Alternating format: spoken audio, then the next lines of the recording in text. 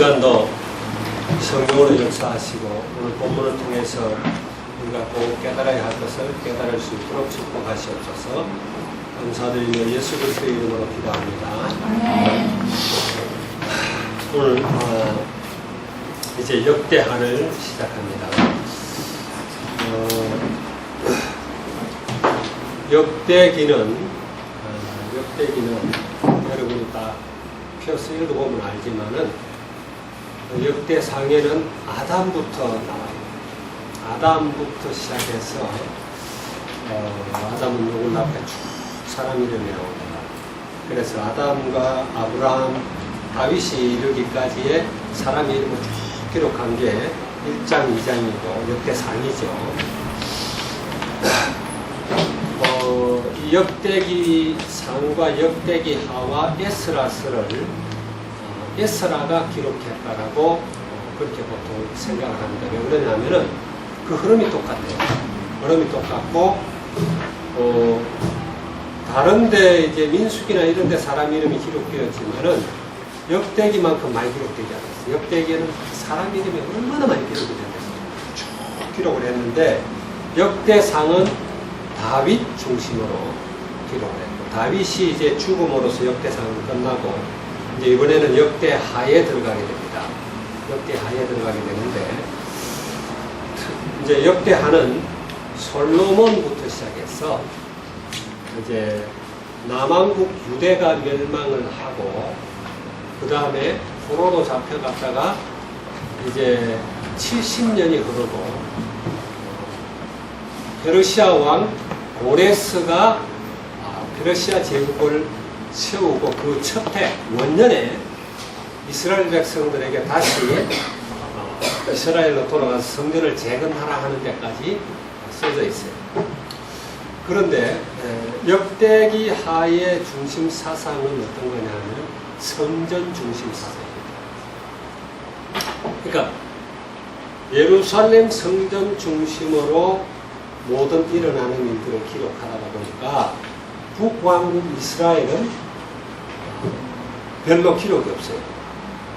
그러니까 열왕기서하고 다른 건 열왕기서는 남왕국 유대와 북이스라엘 왕들과 계속 같이 기록해요.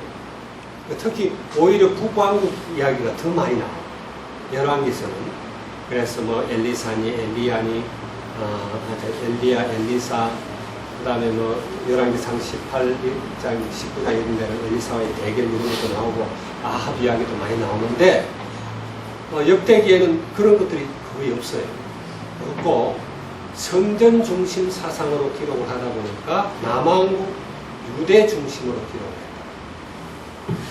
그리고 이제 솔로몬이 성전을 건축하게 되고, 이스라엘 백성들이 그 성전 중심으로 생활을 하다가, 부패하게 되고 우상을 숭배하고 하다 보니까 하나님이 성전을 무너뜨리도록 허락을 해버리고 그 성전이 무너지면서 이스라엘도 같이 망하게 되고 다시 하나님은 신실한 그 하나님의 언약에 따라 다시 이스라엘의 성전을 세우도록 하는 그 기록을 기록하고 있다. 그래서 이제 역대사 하에서 하나님이 기록하고 있는 그 중심 사상을 우리가 알아야 돼요.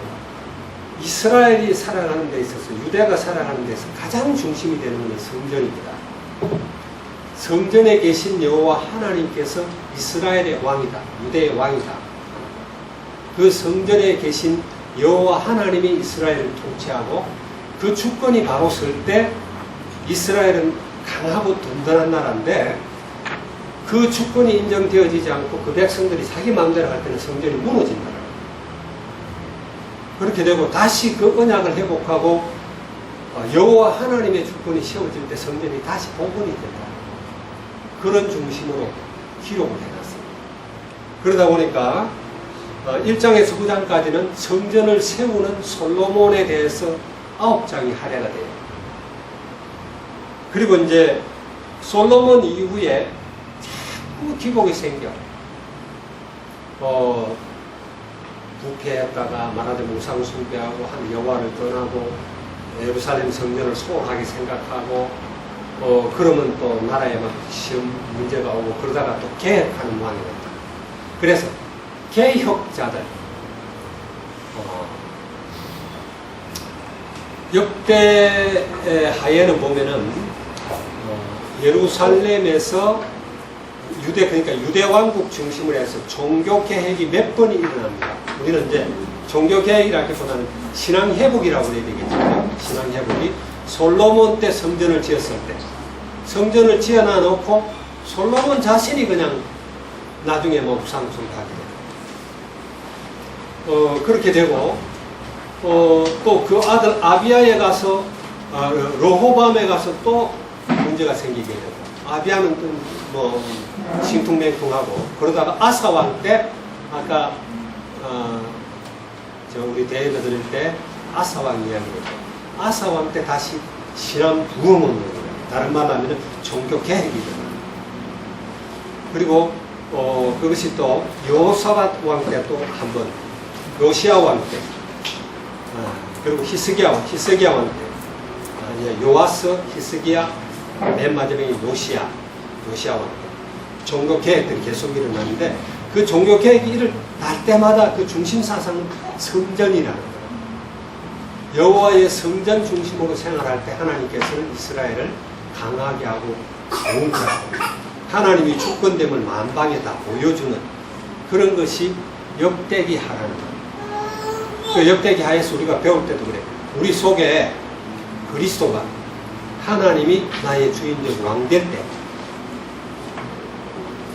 요즘 이제 계속 그러죠, 그죠? 주일날 그리스도가 주인 될 때 가장 강하다.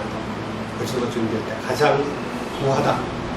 그리스도가 주가 될 때 가장 자유하다. 참 자유하다.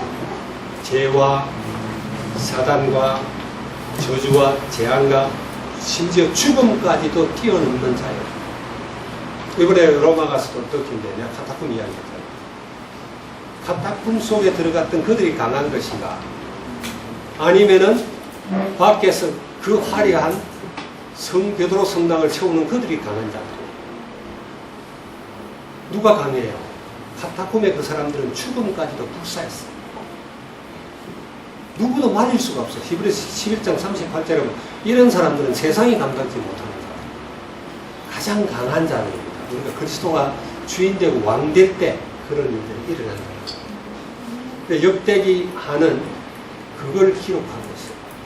그걸 기록하고 있는데 이스라엘 사람들이 성전 중심으로 하나님을 왕으로 섬긴다고 그러면서도 실상은 하나님의 뜻을 알지 못하고 자기들이 만들어낸 율법에 충실하다가 보니까 하나님을 던져버릴 때가 많아요. 오히려 하나님보다는 자기들이 만들어놓은 그 율법에 충실하고 그 안식일을 거룩하게 지키라 그래 놓으니까 안식일을 29개로 쪼개가지고 법을 만들어요. 그래도 뭐 얼마까지 가면 안 되고 여러분 이스라엘 가보면 웃겨요. 지난번에도 이야기했지만은 이번에도 갔을 때 안식일이 겹쳤어요. 안식일이 겹치면은 호텔에서도 엘리베이터를 아무것도 세버스 엘리베이터를 타면 안 돼. 그건 청청히 서게 해놨어. 손을 누르면은 뭐예요? 일하는 거잖아. 그러니까 그건 아예 안 누르고 가만히 있어도 청청히 다 서게 돼 있어. 이제 그거 올라가 놓으면은 이제 잘못 타가지고 청 놓쳐버리면 끝까지 올라갔다 끝까지 내려오는데 너무 시간 많이 걸려. 그게 이제 이스라엘이야. 하나님의 중심 뜻이 그게 아닌데.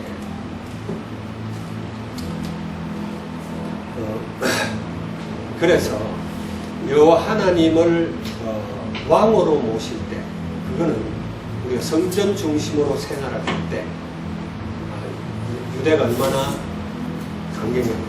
하나님이 다윗이 성전 지을 준비를 다 했고 다윗 왕 때 성전 짓는 설계도도 다윗이 다 만들어놨어요. 역대기 상해 읽어보면 그게 나와. 다 만들어놨어요. 솔로몬은 아버지가 준비해 놓은 걸 가지고 짓기만 한 거예요. 짓기만 했는데 어쨌든 그때가 이스라엘 역사상 가장 강할 때, 다른 나라에서도 그냥 다 와서 조공을 바치고 머리 숙이고 지혜 들어오고 이럴 때.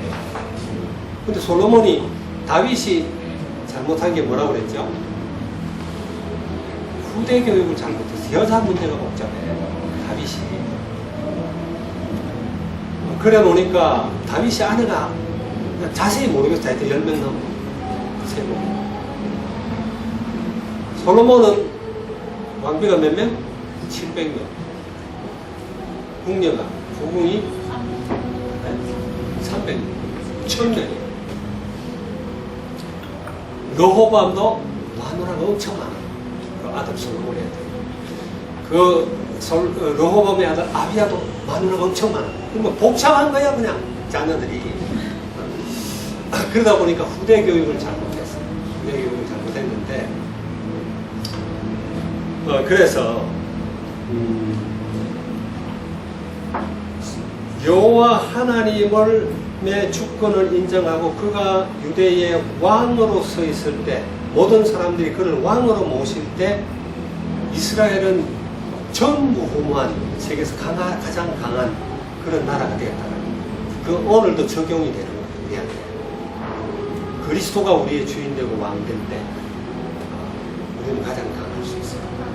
근데 솔로몬이 그 언약을 놓쳐버렸잖아요. 온 마누라들 말들고 예루살렘 지금 가보면요 너무 기가 막혀. 예루살렘 성벽 밑으로 무덤이 쫙 있어. 그 무덤은 전부 아랍 사람들의 무덤. 발 디딜 틈 없이 무덤을 내들어갔어. 그 함부로 유대인들이 무덤은 더 부정 타는 데라서 가까이 못 가게 하잖아. 그러니까 그 안에다가 지금 황금사원이 있잖아. 황금사원. 그게 원래 솔로몬 성전이 있던 자리예요. 그 자리가 내가 지도를 하나 그림을 하나 사왔는데 거기가 원래 모리아산에 아브라함이 이삭을 드렸던 자리예요. 그리고 다윗이 그 하나님을 전적으로 신뢰하지 못하고 인구조사를 시켰잖아. 그것 때문에 나중에 재앙이 임하게 되고 제사를 지냈던 아라우나 타작마당이 그 자리예요. 거기에 솔로몬이 성전을 지었어. 근데 그 성전이 지금 없어. 무너뜨려 버렸고 모슬렘이 거기 지배했을 때 거기다가 모스크를 지어놨어. 모스크. 그 모스크가 뭐냐면은 그 무함마드의 기념, 무함마드가 죽지 않고 하늘로 올라갔다고 하는 한강무기한 걸 만들어놔고 그것다 지어놓은 거야. 그래 놔놓으니까 유대인들이 틈만 있으면 유대인 아니라도 예루살렘 성전을 사모하는 사람들이 틈만 있으면 쳐들어와서 모스크를 무너뜨리려고 하니까 유대인들은 부정한 거는 안 되잖아. 무덤을 갖다가 비껴가야 돼. 근데 무덤을 확 골짜기 해놨어. 그리고 이제 그 앞에 기드론 골짜기라는 골짜기가 있어요. 그 건너쪽이 감람산이야. 감람산에서 내려가는 그 비탈길에는 전부 또 유대인들 무덤이야. 그래 가보면은 무덤밖에 볼 게 없어. 다 무덤인데 어쨌든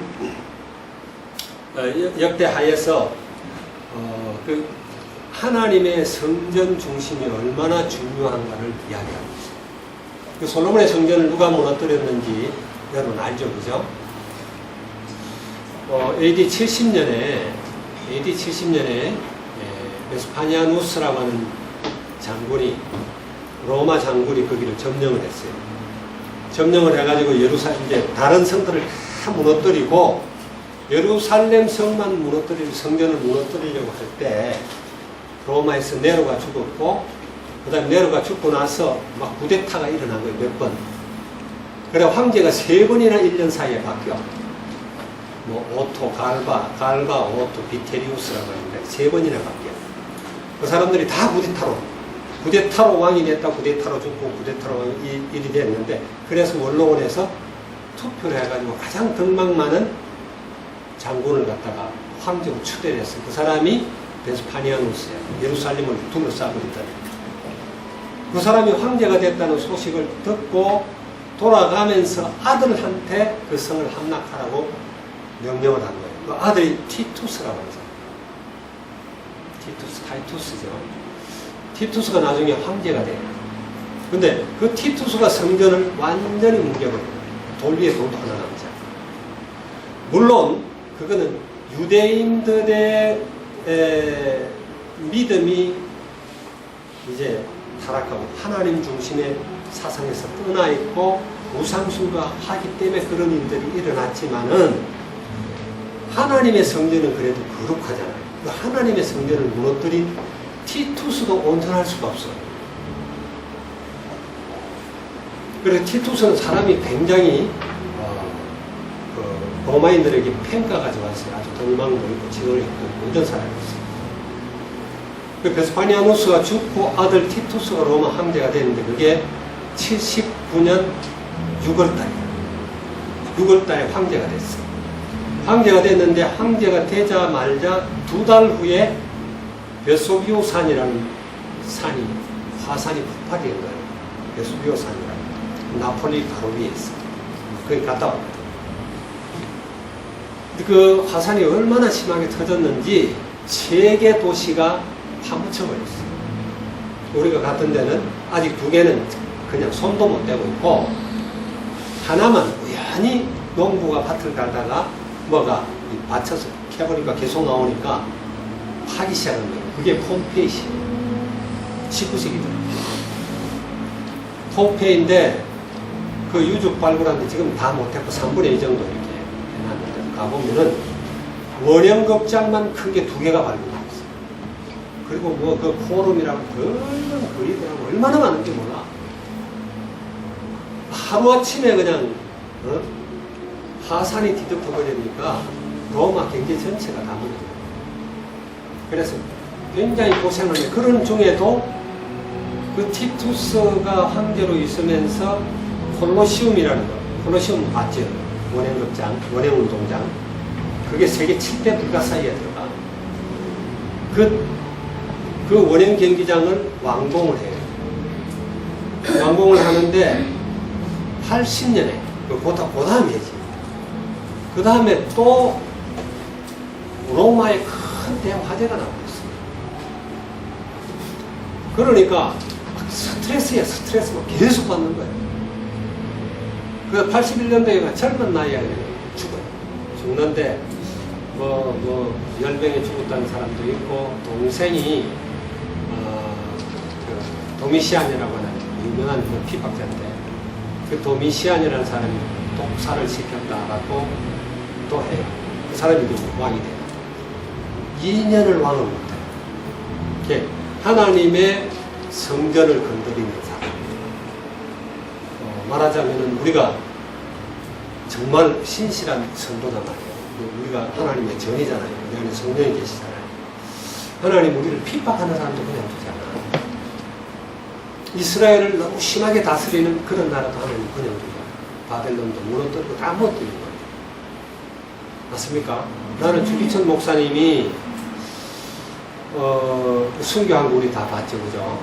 봤는데 왜 그 평양이 한국의 예루살렘이라고 그러고 동방의 예루살렘 이렇게도 이야기했는데 그 왜 한국의 평양이 그렇게 그리스도가 전무한 완전히 그냥 독재주의의 손에 넘어간다 그런 생각을 해보는데 평양에서 총회를 열고 평양에서 신사참배를 가결하고 국가의식으로 그리고 주기천 목사님 같은 분들을 제명시키고 면직시키고 순교하도록 만들고 그런 것에 대한 하나님의 징벌이 아닌가도 생각을 해요. 물론 그게 다 맞다 그런 건 아닌데 여러분들이 참 귀한 몸이라는 걸 잘 알아야 돼요. 아멘? 근데 귀한 몸 여러분들도 하나님의 예수님을 그 주권을 인정하지 않고 그분 중심으로 살지 않으면 성령 파괴되듯이 세상 살면서 물론 구원은 상실되지 않아요. 그렇지만 이 세상에서 실패하고 난다. 그걸 여러분들이 마음에 잘 새기기 바랍니다. 자, 우리 한번 읽어보도록 할게요. 솔로몬은 하나님께 지혜를 구한 지혜 있는 왕이었습니다. 그런데 하나님이 참 지혜를 줬지, 그죠? 다른 거 구하지 않고 지혜를 줬어요. 근데 우리가 더 잘 알아야 되는 것은 여호와를 경외하는 것이 지식의 근본이다. 잠언서 1장 7절에 그렇게 이야기했죠, 그죠? 하나님은 모르는 자 알 수가 없어요. 그리스에 갔다가 그 소크라테스의 무덤에 갔었어. 소크라테스의 무덤에 갔는데 가면서 내가 우연히 같이 우리 성지 순례하는 사람들하고 같이 올라가면서 그런 이야기. 소크라테스가 그 소크라테스 신전에 너 자신을 알라라고 탁 써놨는데 소크라테스는 자기 자신을 몰랐다고 내가 이야기를 했어. 그러면서 왜 모르냐? 하나님을 모르는 사람이 어떻게 자기 자신을 알겠느냐 그랬더니 맞다고 정답을 하는 하나님을 모르는데 무슨 자기를 알아요? 그렇죠? 하나님을 알아야 내가 어디서 왔는지 알지. 내 생명이 어디로 가는지 알지. 하나님은 우리는 나 자신을 안다는 것은 내가 하나님을 알고 하나님을 통해서 나 자신을 비춰봐야 내가 누군지. 그래서 정말 참 지혜는 여호와 하나님을 경외하는 것이다. 다른 말 하면 그리스도가 나의 주인 되는 것이다. 명심하시기 바랍니다. 그래야 돼요. 그러지 않으면 성공하고도 실패해요. 아버지 다윗 왕은 하나님의 계를 위하여 예루살렘에 장막을 쳐두었습니다. 그렇죠. 솔로몬은 왕이 되고 난 뒤에 1000번제를 드렸습니다. 솔로몬의 중심이죠. 1000번제가 중요한 게 아니라 1000번제를 하려면은 어마어마하겠죠. 양을 1000마리만 잡아도 그걸 어디다 갖다 놔. 어쨌든 1000번제를 드렸어요. 그만큼 하나님을 사랑하고 하나님의 주권을 인정한 거죠. 하나님께 부재물, 존영을 구하지 않고 지혜를 구했습니다. 아까도 이야기했지만 지혜를 구했는데 그 지혜가 좀 솔로몬이 너무 머리가 좋고 여호와 하나님을 경외하는 쪽에는 그런 지혜가 아니었던 것 같아요. 그러다 보니까 그 지혜가 나중에 외교 쪽으로 가잖아요. 외교 쪽. 다른 나라로 잘 지내고 화평하는 거예요. 그러면서 다른 나라 여자들이 가지고 온 우상들을 이렇게 두게 하고 다 화친하기 위해서. 그게 아니거든요. 아무리 세상이 우리를 공격해도 우리가 그런 위기 가운데 있어도 우리가 정말 바른 신앙 이거는 양보하면 안 돼요. 이거는 우리가 딱 가지고 있어야지. 그게 불안한 것 같지만 그게 가장 안전합니다. 하나님께서는 기뻐하시며 그에게 전무후무한 축복을 허락하셨습니다. 우리가 잘 아는 내용이고 솔로몬이 성전 건축을 시작했습니다. 하나님께서는 그의 아버지 다윗에게 약속하셨던 모리아산에 성전 건축을 시작했습니다. 그 성전 건축한 자리에 지금 모스크가 있어요. 이스라엘 백성들은 여러분들이 유튜브를 통해서 보면 알 수가 있어요. 제3의 성전이라고 김종철 감독이 만든 영화가 있어요. 그 영화의 내용은 실제 다큐멘터리로 만들어 놓은 거예요. 실제로 유대인들이 지금 제3의 성전을 짓기 위해서 전부 다 만들어놨어요. 다 만들어놨어요.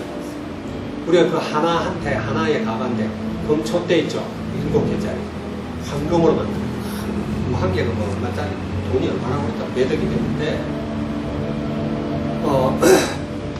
제3의 성전이라는 것은 성경에는 없어요. 성경에는 없는데 정말 참 성전은 누굽니까? 그리스도입니다. 그리스도. 구약에서 보여주는 이 성전이 넘어졌다 무너졌다 다시 지어졌다 무너지고 하는데 예수님은 자기 몸을 밝혀 성전이라 그랬다 그랬어요. 이 성전을 헐어라 내가 3일 만에 다시 지어졌어요. 예수님 자신을 이야기하고 그 예수님을 믿을 때 믿는 사람 안에 성령이 와서 거주하면서 우리가 성전이 되는 거예요. 그래 제3의 성전을 쓰지 않아요. 근데 그 제3의 성전을 이제 세우려고 시도할 때 보통 사람들은 그래요. 그러면은 틀림없이 세우려고 시도를 할 것이고 그때 아마 마지막 전쟁이 일어나지 않을까. 왜냐면 절대 모슬렘들이 양보하지 않습니다. 그렇게 이제 우리가 보고 있습니다. 성전 건축을 마치고 아버지 다윗 왕이 드린 은과 금과 모든 기구를 하나님의 전 곳간에 옮겼습니다. 마침내 언약궤를 성전으로 옮겼습니다. 이제 이렇게 함으로써 솔로몬이 성전을 7년 동안 지었죠. 7년 동안 짓고 자기 궁전을 13년 동안 짓고 20년 동안의 건축을 마치고 이렇게 했습니다. 하나님께서 허락하신 축복이 있었습니다. 하나님의 영광이 성전에 가득했습니다. 하나님께서 성전에 드린 주의 종과 이스라엘 백성들의 기도를 들으셨습니다. 이걸 우리가 성경을 읽어보면 나옵니다. 솔로몬의 재산과 지혜는 천하 열왕보다 컸습니다. 오늘 공부하는 게 여기까지인데 역대기서를 여러분들이 한번 역대기하를 읽어보시기 바랍니다. 목사님이 이제 지금 기도 수첩을 하면서 기도 수첩에 매달 이게 바뀌잖아요. 그죠? 성경이 바뀌는데 요것만 따라 읽어도 역대기하 하는 동안에 역대기하를 다 한 달에 읽어버린다. 요것만 읽어도 성경을 상당히 많이 읽을 수 있어요. 여러분들이 성경을 역대기하 하는 동안에 내가 역대기하를 한번 읽겠다. 이렇게 여러분들이 생각을 하고 역대기하를 한번 읽어보시기 바랍니다. 결국은 그 유 목사님이 어제 렘넌트 데이 때 말씀도 하셨지만은 이런 세상 왕으로는 안 된다는 거예요. 결국 세상 왕으로는 안 되고 완전한 왕이신 그리스도가 와야 되고 인간이 짓는 이런 성전은 또 안 되는 거예요. 그래서 하나님이 우리에게 새 언약을 주겠다. 새 언약. 그래서 우리 속에 하나님의 율법을 두고 우리 신비에다 하나님의 말씀을 기록하겠다. 그 약속으로 성령이 우리 안에 와 계십니다. 아멘. 그러니까 이제 괜히 오신 게 아니에요. 그분이 손님으로 오신 것도 아니고 여러분들의 기도나 들어주려고 온 것도 아니고 여러분의 삶을 최고로 만들려고 오신 거예요. 믿습니까? 결국 그거는 내 안에 계신 그 성령을 우리가 왕, 주인을 이렇게 모실 때 결국 우리는 정말 승리하는 삶을 살 수가 있다.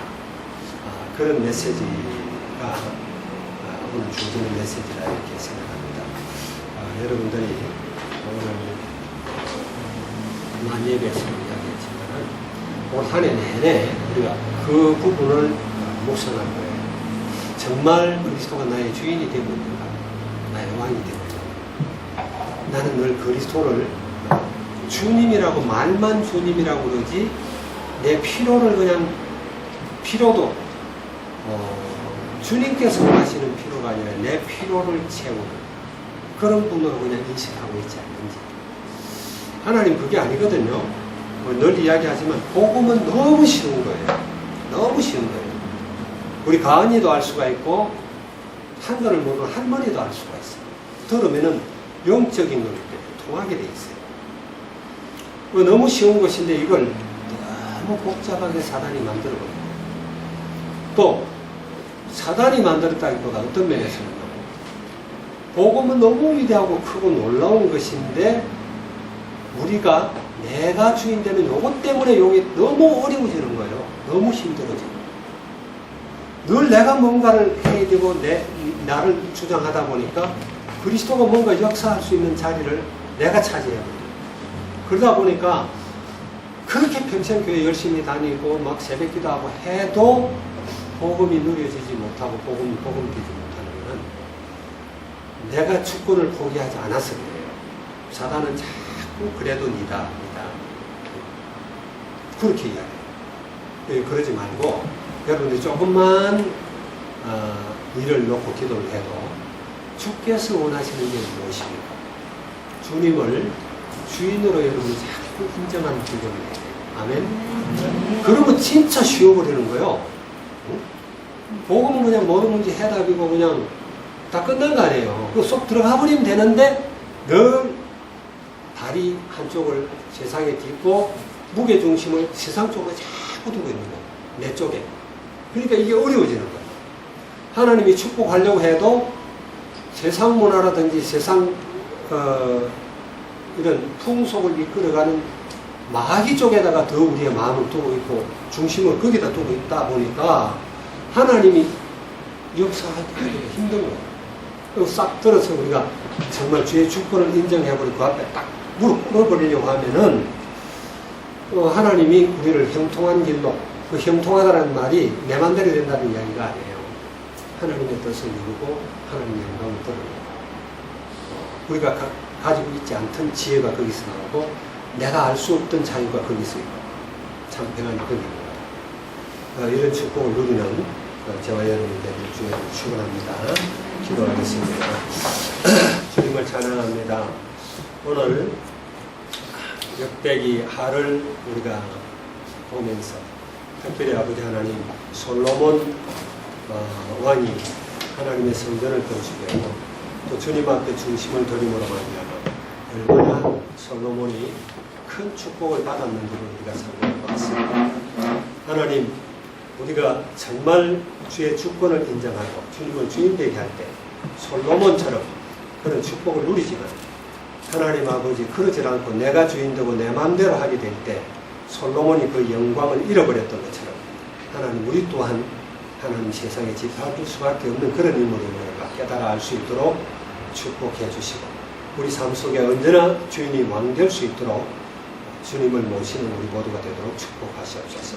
감사를 드리고 예수 그리스도의 이름으로 기도합니다.